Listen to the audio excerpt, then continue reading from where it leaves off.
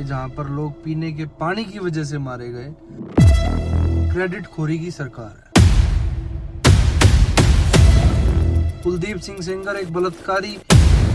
उसकी जात या धर्म देख के लोग सवाल उठाएंगे।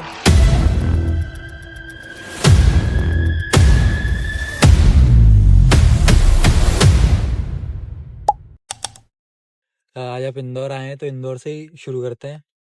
अभी 1-2 दिन पहले इंदौर में जो हमारे देश का सबसे स्वच्छ शहर माना जाता है, वहाँ पे 12 से 13 लोगों की मौत हो जाती है गंदा पानी पीने की वजह से।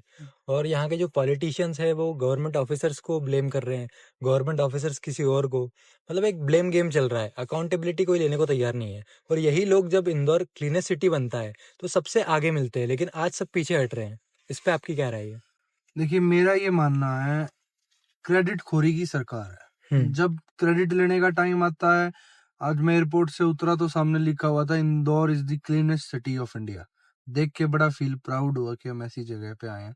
परंतु उसी जगह के साथ में ऐसी घटना होना कि जहां पर लोग पीने के पानी की वजह से मारे गए, तो कितना कंटामिनेटेड वाटर अथॉरिटीज सिटीजन्स को प्रोवाइड कर रही है, इससे शर्मसार बात नहीं हो सकती पूरे इंदौर के लिए। और जो ऑफिसर्स दूसरे ऑफिसर्स पर ब्लेम डाल रहे हैं और जो पॉलिटिशियंस भी ऑफिसर्स पर ब्लेम डाल रहे हैं, तो एक बात स्पष्ट कह देना चाहूंगा, अगर नेता ने किसी पॉलिटिशियन को वोट देके बनाया है तो पॉलिटिशियन भी उतना रिस्पॉन्सिबल है जितना कि एक अफसर। आजकल एक परसेप्शन बन चुकी है, जस्टिस तभी मिलता है जब लोग सड़कों पर होते हैं। जैसे अभी कुलदीप सेंगर का जो केस हुआ था, उसके बाद अरावली का हुआ, जहाँ पे आपने भी जयपुर में प्रोटेस्ट ज्वाइन किया था। तो आखिर ऐसा क्या है जो न्यायपालिका को बांधे रखा हुआ है कि जब तक लोग सड़कों पर नहीं उतरते, प्रेशर नहीं बनाते, तब तक न्यायपालिका अपना काम ठीक से नहीं कर पाती है? देखिए, एक आइडल फॉर्म ऑफ गवर्नमेंट क्या होती है? आप अगर आज मेरे से बात कर रहे हैं, हाँ मैं जी। किसी पद पर हूँ, मैं किसी पावर में हूँ, आपने मुझे अपनी समस्या बताई, चाहे आप ऑनलाइन माध्यम से बताएं, चाहे आप एक नॉर्मल कॉल के माध्यम से बनाएं, और मैं उस समस्या को सॉल्व करने के लिए कैपेबल हूँ। मैं फिर भी अगर उस समस्या को सॉल्व नहीं कर रहा, तो इसका मतलब मेरी नीयत ही नहीं है लोगों के लिए काम करने के लिए। वही हमारा सरकार का हाल है। वो लोग सरकार की, जो हमारी सरकार है, वो लोगों के लिए चुन के आई ही नहीं है। वो चुन के आई है तो उद्योगपतियों के लिए। अब अरावली काटेंगे तो उद्योगपति का बेनिफिट होगा। कुलदीप सिंह सेंगर एक बलात्कारी, जिसको पहले भी सजा मिल चुकी थी, उसको बेल दे दी गई क्योंकि वो भारतीय जनता पार्टी का विधायक था। हाँ जी। तो या तो अपने नेताओं को बचाओ या व्यापारियों को बचाओ। देश की जनता सबसे ज्यादा पीड़ित है, उसकी सरकार को कोई चिंता नहीं है। जी। आजकल सोशल मीडिया पर एक सिलेक्टिव आउटरीच दिखता है। कुछ मुद्दों पर आवाज बहुत तेज होती है, लेकिन कुछ मुद्दे ऐसे होते हैं जिसपे बिल्कुल साइलेंस होता है, कोई आवाज नहीं उठाता है। जैसे अभी बांग्लादेशी हिंदुओं का हुआ था, जब वहां पर उनके साथ अत्याचार हुआ, गलत हुआ, तो पूरे देश में अलग अलग स्टेट में अलग अलग प्रोटेस्ट हुए, अलग अलग जगह से आवाज उठी। लेकिन जब हमारे ही देश में ऐसा कुछ होता है, जैसे दलितों को बहुत जगह पे मॉब लिंचिंग्स वगैरह होती है, अभी हरिओम वाल्मीकि के साथ हुआ था। उसके बाद अभी एक और किसी स्टेट से खबर आई थी कि एक दलित को इसलिए एक शराब माफिया ने मार डाला क्योंकि वो उसके पास से शराब नहीं खरीद रहा था। जी। तो लोग सिर्फ क्या आप जात या धर्म देख के देखेंगे कि किसने मारा और कौन मारने वाला है, उसकी जात या धर्म देख के लोग सवाल उठाएंगे। ये किसी आदमी ने कहा है कि जब किसी देश को बर्बाद करना हो तो उसके अंदर नफरत का जहर घोल दो। हाँ जी। नफरत का जहर आप कैसे घोलोगे? जात पात के धर्म में बांट के, आपस में लड़ा के। और वही सरकार की नीयत है, आपस में लड़ा दो। आपस में जात ऊंच नीच, आपके स्कूल में दोस्त होंगे, मेरे भी स्कूल में दोस्त हैं, हर एक कम्युनिटी से दोस्त है। हमने तो कभी जात पात का भेदभाव नहीं करा। तो हमारी सरकार क्यों हमें जात पात का भेदभाव सिखा रही है? जब किताबों में हम पढ़ते हैं तो हमने, जब दोस्त बनाने का समय आता है, जब तो हमारी सरकार नहीं आई थी कि आपको ये दोस्त नहीं बनाना। आज ये सरकार हमें क्यों मोटिवेट कर रही है इस चीज के लिए कि ये माइनॉरिटी कम्युनिटी से है या ये एससी एसटी कम्युनिटी से है? तो इस चीज का भेदभाव जो है, वो युवा नहीं इस चीज को डिफर करते ना। आप समझोगे, जो पढ़ा लिखा एजुकेटेड यूथ होगा, वो ना तो एससी एसटी को अपने से नीचा मानेगा, ना माइनॉरिटी को नीचा मानेगा। वो युवाओं की सोच है। परंतु सरकार की सोच है कि इसमें नफरत का जहर घोल दो।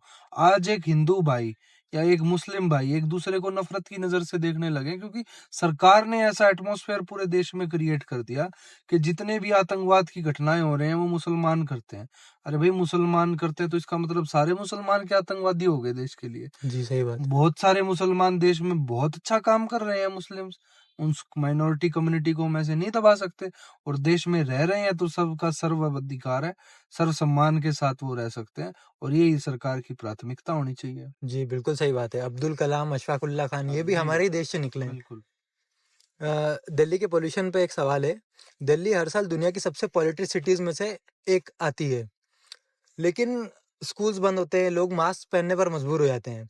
लेकिन फिर भी गवर्नमेंट जो है फार्मर्स को ब्लेम करती है, कभी व्हीकल्स को ब्लेम किया जाता है, कभी पिछली सरकार को ब्लेम किया जाता है। लेकिन ऐसा क्या है जो गवर्नमेंट ऐसा कोई एक्शन नहीं ले पा रही है जिससे पॉल्यूशन का परमानेंट सॉल्यूशन निकल पाए?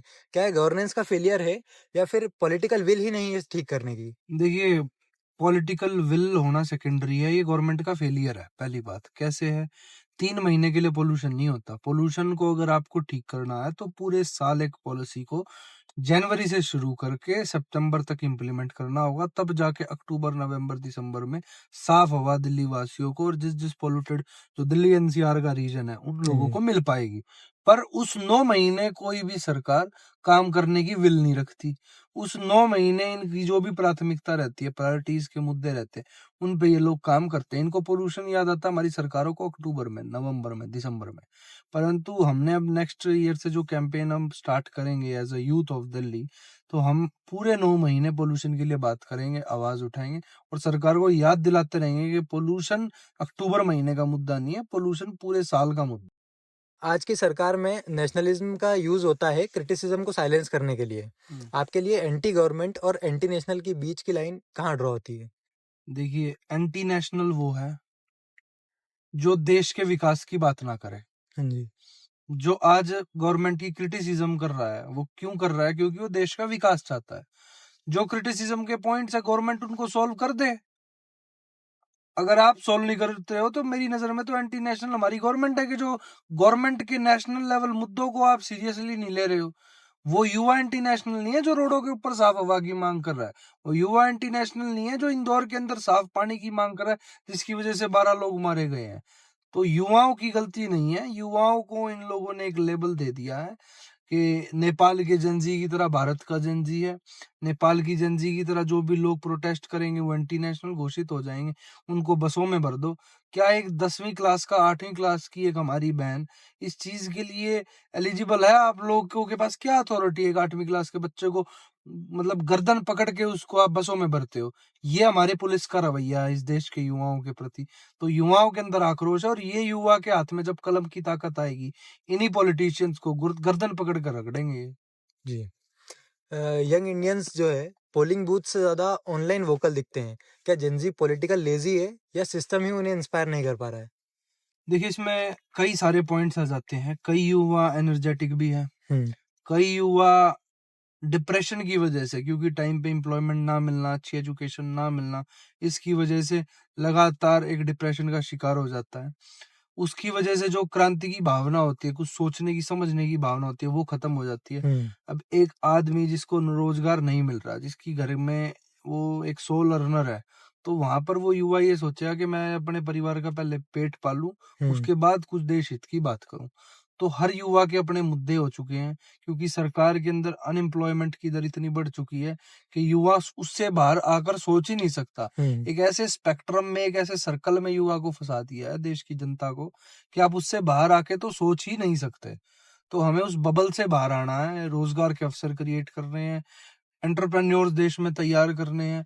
और रीढ़ की हड्डी जो युवा, वो ऑटोमेटिकली जब मजबूत होगा तो वो सरकार को मजबूर कर देगा अपनी बात सुनने के लिए।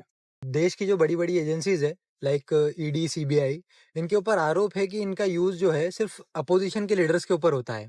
तो क्या ये मिसयूज ऑफ पावर है या सिर्फ एक्सक्यूज है करप्ट पॉलिटिशियंस के द्वारा?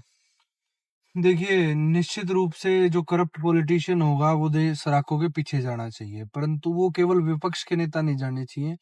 क्या ये इनके पास वॉशिंग मशीन है? पहले तो अजीत पवार जी के नाम पर हजारों मुकदमे थे। जैसे ही वो बीजेपी से ज्वाइन एफिलिएशन करते हैं, गठबंधन होता है, तो सारे मुकदमे रद्द हो जाते हैं। तो ऐसी कौन सी washing machine Bharatiya Janata party के पास है जो बीजेपी में चला जाएगा वो साफ सुथरा हो जाएगा, और जो दूसरी पार्टी में रहेगा वो करप्ट रहेगा? तो अगर कानून है तो वो सबके लिए लागू हो, और हर नेता जो करप्शन कर रहा है, जिसने हमारा हक का पैसा खाया, आपके हक का पैसा खाया, हमारे टैक्स का पैसा खाया, वो जेल के पीछे जाना चाहिए। बिल्कुल।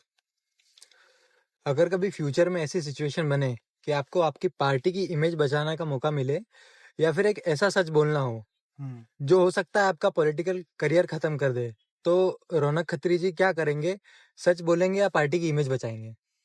देखिए, जहाँ हमारी पार्टी गलत होगी, चाहे किसी भी पार्टी की बात हो, तो हम कटाक्ष करेंगे उस चीज का। अभी हिमाचल प्रदेश के अंदर जो घटना घटी धर्मशाला के अंदर, हाँ जी। वहां पर पुलिस प्रशासन तो कंट्रोल में हमारी सरकार के, वहाँ कांग्रेस की सरकार है, हाँ जी। परंतु जो विश्वविद्यालय है वो सेंट्रल गवर्नमेंट से रन हो रहा है, धर्मशाला वाला।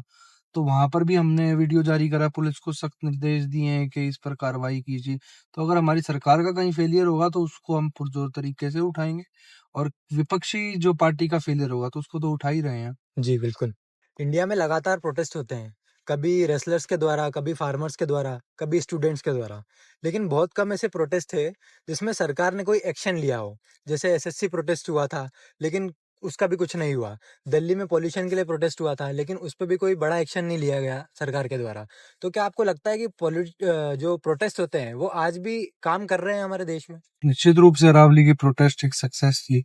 हाँ जी। अभी जो कुलदीप सेंगर का जो सुओ मोटो कॉग्निजेंस था, उसकी एक सक्सेस है। जब लोगों ने प्रोटेस्ट किया, हमारी महिलाओं ने रोडों पे धरने दिए, तो उसके बाद सुप्रीम कोर्ट को डिसीजन लेना पड़ा। सिमिलरली एसएससी प्रोटेस्ट जो हुआ था, उसके बाद भी चीजें हुई, तो रोडों पे तो उतरना पड़ेगा, क्योंकि सरकार बहरी हो चुकी है सुनाने के लिए। जब रोड पे इनको भीड़ दिखती है तो ये डर जाते हैं कि हमारी सरकार ना गिर जाए। रौनक भैया, एक आखिरी सवाल। इंडिया जैसी डेमोक्रेसी ज्यादा अच्छी है या चाइना जैसी डिक्टेटरशिप? देखिए, डेमोक्रेटिक देश है और डेमोक्रेसी ही अच्छी है, परंतु डेमोक्रेसी का पालन हो, जुडिशरी का अपना एक अलग रोल हो, ब्यूरोक्रेट्स का अपना एक अलग रोल हो, तब तो डेमोक्रेसी अच्छी है। हाँ जी। परंतु डेमोक्रेसी में डिक्टेटरशिप कैसे करनी है, वो भारतीय जनता पार्टी से सीखनी चाहिए। अनफिल्टर्ड इंडिया अपने आप में एक ऐसा चैनल है जो इंडिया का सच आप तक बताएगा, आपको पहुंचाएगा। मैं सभी व्यूअर्स को कहूंगा कि निष्पक्ष तरीके से हमेशा ये पेज चला है, आगे भी चलेगा, और कोई पेड प्रमोशन नहीं है।